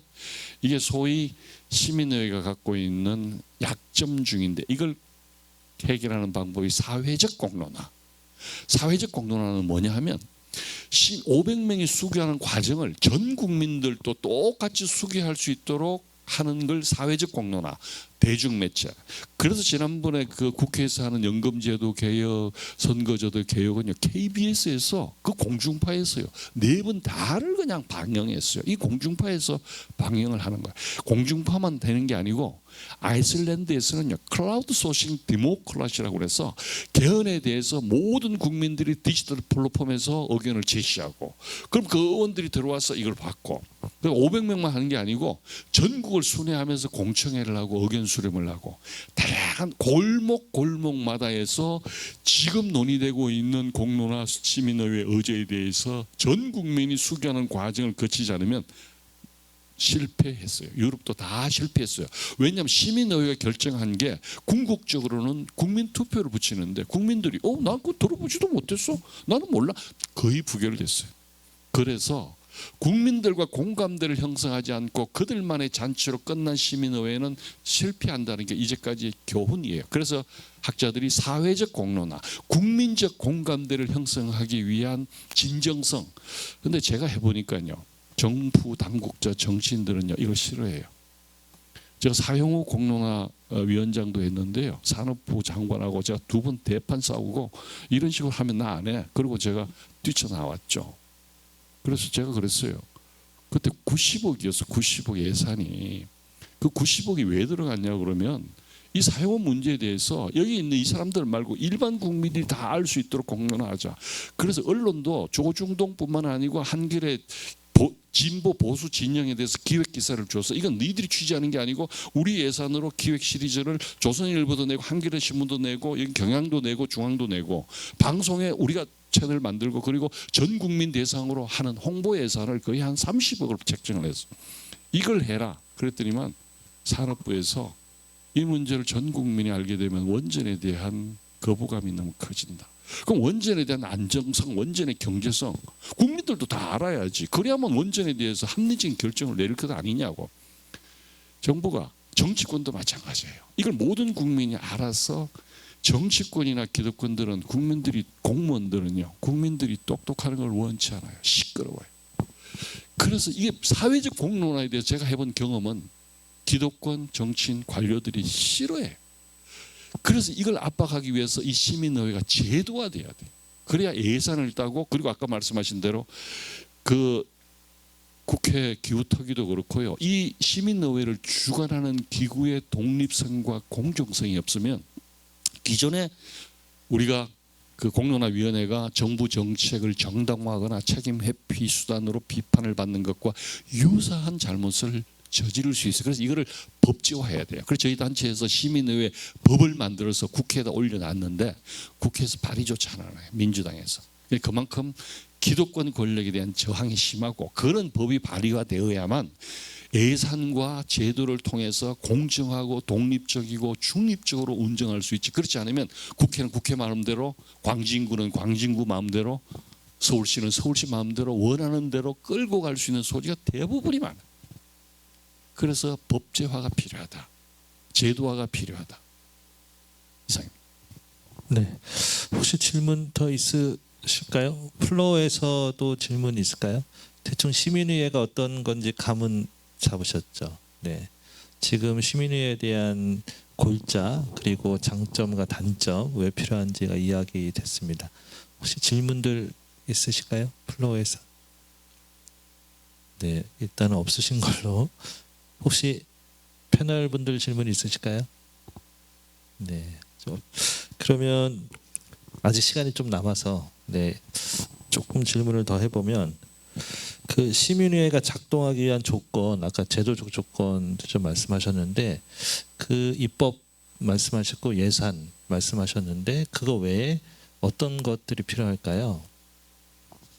우선 그 시민의회에 대한 기본적인 거는 이런 거예요. 우선 우리는 대표를 선거로 뽑아야 된다는 고정관념을 국민들이 버리지 않으면 이 시민의회가 정착되기 어렵다는 걸, 우리 대표는 꼭 우리 손으로 투표로 선거로 뽑아야 된다고 생각하는데 이게 아니고 지금 민주주의가 제대로 작동되기 위해서는 시민의회는 그 다스리는 자와, 제가 지난번 청주에서 그 입국 토크를 하는데 정말 감동적인 프로의 말씀을 들었어요. 그 책이 있다는데요. 100명이 캠핑장에 와서 생긴 일, 뭐 그런 책이 있다는데 평소에는 집에서 밥도 안 하고 빨래도 안 하고 아무것도 안 하고 나무도 안 하는 사람이 캠핑장에 오면 알아서 역할을 한다는 거예요. 알아서. 그리고 캠핑장에 오니까 왜 이렇게 해? 평소에는 안 하다가. 그래서 옆에 있는 사람이 또 한 분이 그래요. 자기가 동네 주인인데 주인이 되려면 주인 노릇을 해봐야 주인이 뭘 할 수 있는지 안다는 거예요. 야, 그래서 이게 시민의회 핵심이에요. 시민의회 핵심은 서로 번갈아 가면서, 예를 들면 내가 국회의원이고 구청장이고 해보면 아, 구청장이 이렇게 어렵고 힘들고 이렇게 하는구나. 그리고 내가 어떻게 할 수 있는 걸 한다는 거예요. 그러니까 자기 스스로 어떤 주인으로서 역할을 뭘 해야 되는지 하려면 그걸 경험해야 된다는 거예요. 그럼 경험을 어떻게 하냐? 여기 계신 분들이 구청장 다 해볼 수 없잖아요. 그리고 구의원, 시의원 다 해볼 수 없잖아요. 그러니까 추첨으로 돌아가면서 나가 구의원, 시의원, 국회의원 할 수 있는 기회를 주는 거죠. 그러니까 이게 국회의원 한번 뽑고 중앙단위, 광역단위, 시도단위, 시군단 이런 시민회가 계층별로 많이 있잖아요. 그럼 사람들이 그걸 참여해서 내가 실질적인 대표자 역할을 해보고 또 내가 그 다스림을 받는 역할도 해보고 이게 진정한 민주 시민 교육이라는 게 아리스토텔레스의 이야기이거든요. 그래서 그런 것들을 경험해야 되는 것이 없는 상태에서 시민의회를 도입하자니까 사람들이 아까 얘기한 대로 뭐 그 전체 5천만 명에 500명이 뭘 할 수 있을까? 내가 이게 뽑힐 수나 있을까? 근데 이게 만일에 한 번 5천만 명에 뽑히는 게 500명 한 번 끝이라 그러면 이 정말 로또보다 더 심각하죠. 근데 그게 5천만 명에 500명 뽑히는 게 수십 번, 수백 번 있는 거예요. 기후, 선거제도, 헌법, 모든 제도. 중앙정부뿐만 아니고 서울시, 광진구, 동 이런 여러 단위에서 추첨으로 다양한 유형의 시민의회가 반복되면 그런 걸 통해서 경험들을 많이 쌓을 수 있으면 우리나라도 시민의회 경험이 좀 확산되지 않을까. 그래서 지금 처음이니까 우선 제일 심각한 건 용어입니다. 용어. 공론화 그러면 쉽게 받아들이는데 시민의회 뭐야 이거? 뽑아가지고 의원이 돼? 그게 가능할까? 그 사람들이 뭘 알아? 뽑아가지고 이 국가적인 현안에 이래 생각하시는데 아까 말씀하신 대로 뽑으면 3개월 내지 1년 동안 공부하고 수기하고 그리고 그 사람들이 올 수 있도록 예산 지원을 해서 수당을 드리기 때문에 돈이 너무 많이 들어요. 그래서 이걸 모든 이슈 할 수가 없습니다. 광진구도 광진구 전체 예산 한다면 10억 이상 들어가요. 그 예산을 편성하지 않으면 이걸 제대로 할 수가 없습니다. 그런 측면에서 예산 문제도 있지만 제일 처음 그런 내가 직접 뽑지 않고도 그런 결정 과정에 대표로 참여할 수 있다는 그런 가능성에 대한 스스로의 내가 그걸 할 수 있을까? 이런 내가 주인이라는 의식을 스스로 갖는 것 이게 제일 중요한 선결 과제인 것 같습니다. 네, 8시 반이 넘어갔습니다. 생각보다 시간이 빨리 가는데요. 재밌었던 것 같습니다. 이제 마무리를 하려고 하는데요. 패널분들께도 질문 겸 마무리 발언 듣고 우리 저자께서 한 번에 쭉 정리해서 하시면 좋을 것 같은데요. 이제 6.3 지방선거 얼마 남지 않았습니까? 그래서 이 6.3 지방선거에서 시민의회가 주는 어떤 시사점 그리고 적용할 만한 점을 쭉 이렇게 또는 그거 아니더라도 다른 이야기 하셔도 좋을 것 같습니다. 그래서 돌아가면서 쭉 이야기하시고 우리 저자님 마무리 발언으로 마치도록 합니다. 자, 6.3 지방선거에 시민의회가 주는 시사점 또는 적용할 점 혹시 생각나는 거 있으시면 말씀 주시고 없더라도 다른 말씀 해주시면 좋을 것 같습니다. 6.3 지방선거?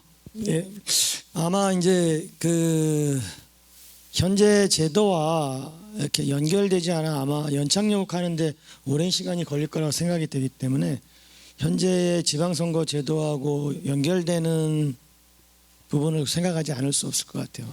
예를 들면 이제 현재 지방자치법상에 주민 발안이라든가 주민 투표라든가 주민 소환 제도 같은 것들이 있는데 특히 이제 주민 발안 제도 같은 것들은 이 현재 이 시민의회 제도하고 연결될 수 있는 부분이 분명히 있지 않을까라는 생각이 들거든요. 예를 들면 이제 현재 주민 발안 제도 같은 경우는 참여자가 그러니까 이 주민 발안을 하기 위해서 요구되고 있는 서명인의 숫자가 너무나 많거든요. 현실적으로 이게 주민 의견이 투입되기가 너무 어려운 구조인데 이게 일종의 주민 발안 제도에 연결돼서 주민 발안을 위한 일종의 사전 수기 제도 내지는 사후 논의장 이런 것들로 활용되면 연결될 수도 있지 않겠냐라는 생각을 일단 한번 해봤고요. 제가 마지막으로 듣고 싶은 말씀 중에 하나만 정리해요. 그러니까 저는 이제 이쪽 분야를 전공하는 사람 입장에서 항상 고민하고 있는 부분이 책임성이라는 부분이거든요. 그러니까 예를 들면 우리가 의회나 단체장이 잘못을 하면 선거에서 심판을 하잖아요. 근데 예를 들면 이제 우리 시민의회가 잘못해서 뭐가 망가진 결정을 했으면은 이거에 대해서 책임성을 어떻게 확보할 수 있을 것인지에 대한 부분을 마지막으로 좀 듣고 싶습니다. 네. 네, 끝까지 역할을 잘 해주시는군요. 네, 감사합니다. 네. 네, 다른 분 혹시 네. 저는 63 요 질문만 아주 핵심적인 질문이거든요. 그런데 시민의회가 결정한 거에 대해서 이게 바로 법안이 되고 결정이 된다면 시민의회 책임을 해야죠. 그런데 대개 이 권한이 의회로 구의회로 가든지 아니면 국회로 가든지 거기서 최종 결정을 하고 법안에 통과해야지. 대개 어떤 나라든 시민회에서 결정하면 시민의회에서 결정한 게 최종 결정 권한이 아니고 국민투표로 결정하든지 국민투표 가기 전에 의회나 지방의회에서 최종적으로 결정하는 과정에서 들어가고요. 그다음에 시민에 대한 그 책임성 문제는 대개 이제 수기 과정 속에서 책임성을 확보하는 문제는 아까 여러 가지 제도적인 뭐 보상, 수당 관계에서 책임을 하고요. 그다음에 진지한 과정 속에서 참여하는 문제는 이제 많이 돼 있는데 이게 어떤 문제, 법적 권한이 어느 정도 줬을 때 하느냐인데 이건 제도화가 아직 안 돼서 시민의회가 사실은 권고 역할 이외에는 아무런 권한이 주어지지 않았어요. 우리 현 법책에서. 그래서 최소한으로라도 책임을 물으려면 어떻게 하느냐? 시민의회가 결정을 하면 의회에서 광진구의회든 서울시의회든 국회에서 3개월이나 6개월 이내에 받아들인다 안 받아들인다를 정도는 너희들이 의사표기를 하라. 또 만일에 안 받아들이면 안 받아든 이유를 의회에서 공개적으로 얘기를 하라. 그러면 예를 들면 광진구의회에서 여야가 지금 다투고 있잖아요. 그럼 시민의회에서 어떤 결정을 냈는데 이제까지 뭉개도 돼요. 주민조례도 뭉개도 되고 청원도 뭉개도 되고 답변을 안 해도 되는 거예요. 저는 책임성을 그런 측면에서 최소한 의회에 대한 책임성을 묻고 싶은 거예요. 시민의회는 권한이 없기 때문에 시민의회가 만일에 결정한다 그러면 반드시 책임을 물어야 되죠. 이 사람들은 그냥 권고를 하면 난 의회에서 아까 얘기한 대로 3개월이나 6개월 이내에 합의한다든가 그러면 거부하게 되면 광진구 의회의 여야 의원들끼리 거부하는 논의를 수기할 거 아니야. 그러면 대의제 민주주의가 갖고 있던 수기 기능을 회복할 수 있는 부수적인 역할도 감당할 수 있다. 그런 측면에서 책임성의 문제를 봐야 되지 않느냐 이렇게 보고 있습니다. 요 질문에 대해서 답변만 해주세요. 네, 지방선거 앞두고 저는 이제 그 청년 활동을 하고 난 다음에 지역에서 사회에서 활동하면서 처음 맞는 이제 지방선거인데 굉장히 귀찮게 하더라고요. 시끄럽고 무슨 교육 가면은 뭐 거기 앞에 서 있고 예비군 훈련 갔다 나오니까 막 여러 후보들 막 와서 인사하고 하는데 여기는 지금 2분밖에 안 오셨고. 예, 이 정말 어떻게 보면 정치적인 이런 논의를 하는 곳인데 끝까지 남아 계신 후보님도 없으신 거 보니까 예, 그분들은 별로 그렇게 기득권을 놓고 싶지 안 하는 게 아닌가 라는 거를 확실하게 확인을 오늘 이 자리에서 했고요. 말씀하신 대로 그 법제화가 정말 중요하다고 생각을 하는데 이제 저 스스로도 이제 시민의회에 대해서 조금 오해를 했었었고 그래서 중요한 거는 결국 기득권을 놓지 않으려고 하기 때문에 지금 뭐 앞으로 지방선거에 당선되실 분들이라던가 국회의원이라던가 대통령이라던가 아무리 뭐 우리가 얘기를 해도 당연히 시민의회를 굳이 그분들이 더 많이 언급은 하지 않으실 거라고 생각을 해요. 그래서 더 많은 국민들이 이에 대해서 알고 오해가 있다면 풀고 더 많이 알리는 게 중요하지 않을까 해서 저도 이제부터는 좀 책을 읽었으니까 좀 더 많이 알리는 공론화를 하는 그런 역할을 하겠다고 말씀드리면서 아무튼 응원하겠습니다. 예, 그 시민의회 전국 포럼 차원에서 시민의회법 제정을 위해서 지금 법률 초안도 만들어 놓고 또 입법을 하자고 제안한다고 하고 있지만 뭐 쉽게 되리라고 생각을 안 합니다.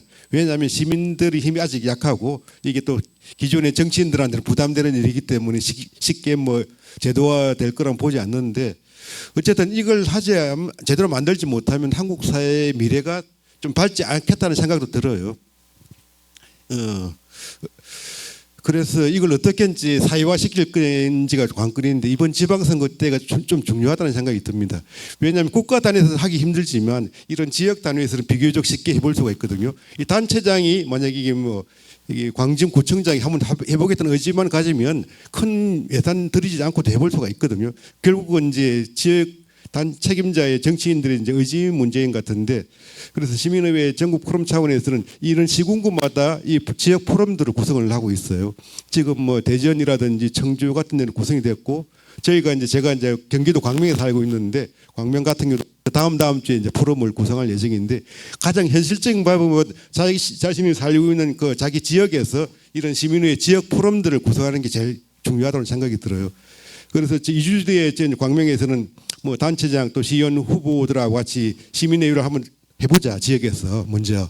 그래서 우리가 시행착오를 먼저 경험을 해보고 그 문제가 있다고 그러면 개선을 하고 하기 위해서 정책 협약을 좀 추진을 할 생각이에요.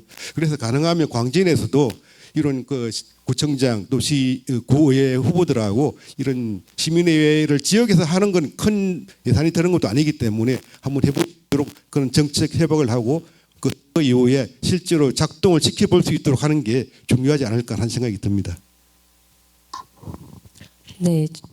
아까 사회적 공론화 얘기를 주셨는데 한국에서 저는 가장 안 되는 게 사회적 공론화라고 생각을 합니다. 그 많은 공론화 사업들이 사실은 굉장히 성공적으로 안정적으로 운영이 잘 됐지만 그게 사회적으로 진행 과정이나 이런 것들이 충분히 공유되지 않고 사실 가장 먼저 그러니까 사업을 조정하는 과정에서 의사결정하는 과정에서 1순위로 제거당하는 것이 이 사회적 공론화 부분입니다. 아무래도 뭐라고 해야 될까요? 뭐 비용이 높기도 하고요. 다른 한편으로는 이 논의 과정에 사람들을 참여시킨다는 것에 대한 부담 이런 것들이 있는 것 같습니다. 결정되지 않은 어떤 사항을 얘기하는 것들이 우리가 좋은 결정을 하기 위해서 거쳐야만 하는 과정인데 그런 것들을 이제 운영 주최 측들도 또 이제 국민들도 잘 받아들이지 않아서 잘 안 되는 게 좀 아쉬운 부분이고 저희는 그래서 저는 이제 마트에서 일하면서 여러 시민대화나 이런 것들을 하면서 사실 정보를 최대한 투명하게 공개하고 우리가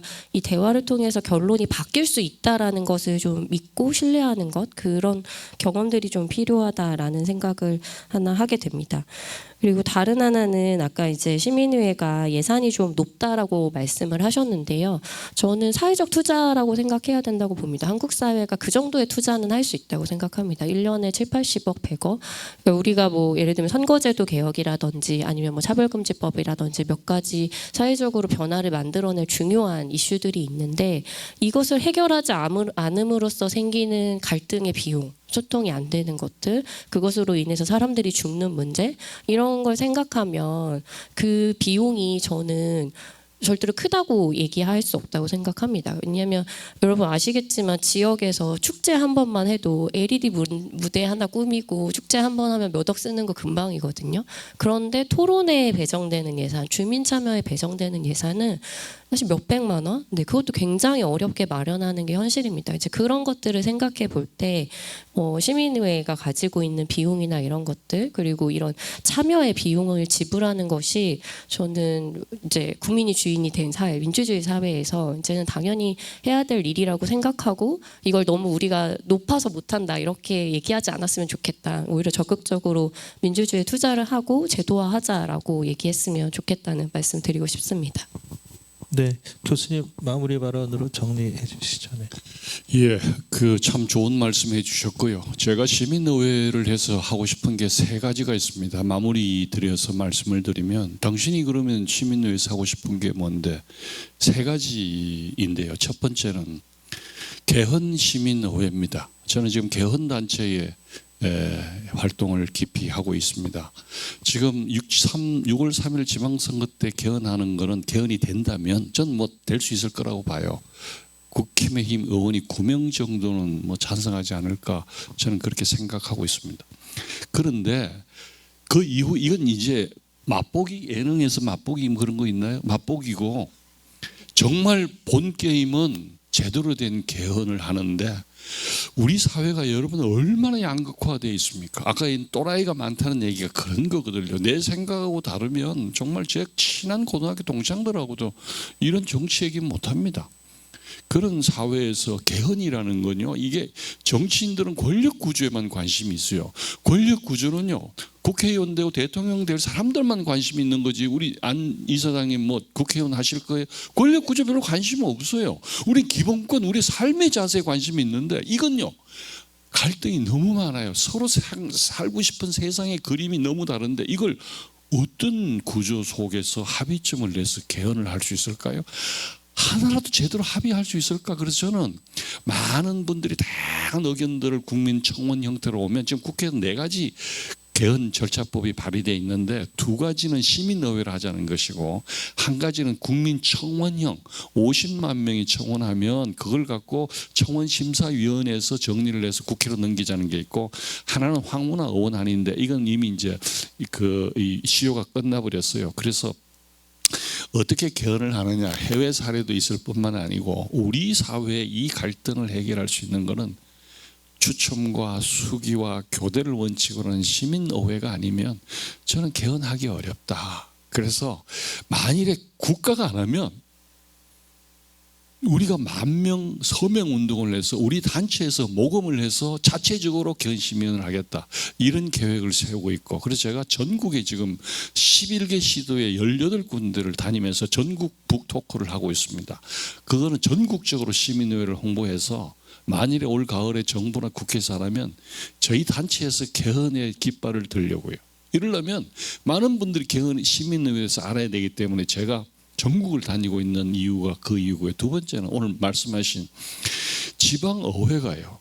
지금 광진구 의회도 보면 여야 국힘 민주당 이 사람들이 지역 문제를 해결하는데 무슨 정치적인 논리로 여러분 동서평이 한 유명한 얘기 있잖아요.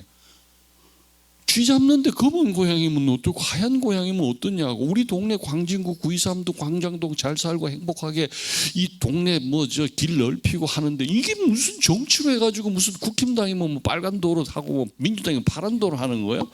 이게 말이 안 되는 얘기하지 말라는 거예요. 그래서 자기들끼리 정치적인 이해관계 못하는 거는 광진시민의회를 만들어서 거기다 맡겨라. 너희들이 뭐 하는 거 합의해라. 광진구에서 합의하는 건 광진 끝. 합의 못하는 건 여기 넘기라는 거예요. 우리 조례를 만들자는 거야죠. 그래가지고 광진구 의회에서 합의하고 추진 못하는 거는 광진구 시민의회를 만들어서 거기서 결정하면 광진구 의회에서 받아서 우리가 결정하겠다라는 조례를 만들어서 그래서 사실은 우리 이런 후보들 아까 구청장 후보들이나 구의원 후보들 다 오시면 정책 협약을 내서 추진하라고 사실 압박하려는 게 제 의도였고 여기 모여서 그분들 쭉 오면 한 말씀씩 시켜서 하려고 한 게 제 의도였지만 뭐 그건 제 욕심이고요. 아무튼 그런 게 시민의회를 통해야만 지역을 위한 지역 정치, 지역 살림을 할 수 있다는 거요. 3번째는 읍면동 주민자치회는 이거 완전히 관변단체로 전락돼 있고 동장이 좌지우지하는 이게 무슨 주민자치입니까? 공무원 자치고 관치지. 이걸 추첨으로 뽑은 923동 주민이면 누구나 주민자치위원이 돼서 할 수 있도록 문을 넓히고 제도하고 그래서 923동 의회인 거죠. 광장동 의회를 선거로 뽑지 않고 예를 들면 내 광장동 의회 의원 하고 싶어 손들어. 이게 그러면 한 10,000명 정도 손들었다 합시다.